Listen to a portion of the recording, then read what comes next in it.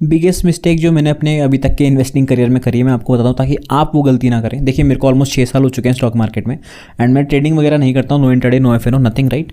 देखिए सबसे इंपॉर्टेंट चीज़ जो, अगर आप किसी भी स्टॉक में इन्वेस्ट कर रहे हो ना, मतलब हो सकता है आप 6 महीने के लिए कर रहे हो या फिर आपको 1 साल 2 साल 3 साल के लिए कर रहे हो, सबसे इंपॉर्टेंट चीज़ जो आपको चेक करनी है कि उसकी पीई रेशियो क्या है, that is price to earnings ratio क्या है।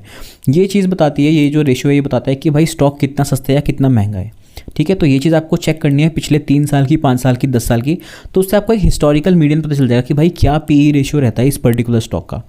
अब एग्जांपल आप डीमार्ट वगैरह जैसे स्टॉक की बात करते हो तो उनका पीई वगैरह 150-200 भी चला गया था, और अभी रिसेंटली 80-90 के आसपास चल रहा है, राइट।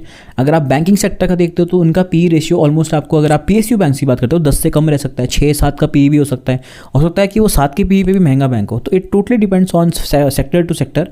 आप एचडीएफसी बैंक की बात करते हो तो अभी रिसेंटली शायद 14 से 15 का पीई उसका चल रहा है, जो कि लोएस्ट है in the last 20 years, and if you see उसका पी रेशियो मोस्टली 20 या उसके ऊपर रहता है, राइट। तो ये चीज़ें इंपॉर्टेंट है, आपको ये हमेशा देखनी है। मैंने यही गलती करी थी, मैंने तो भाई शुरू में स्टॉक्स लिए थे और उसमें बहुत अच्छा खासा लॉस भी किया था, राइट। एशियन पेंट जैसे स्टॉक में भी लॉस खाया था मैंने, तो खैर उसमें तो खैर कुछ नहीं कर सकते, but yes this is what investing is, learnings आपको लेनी है।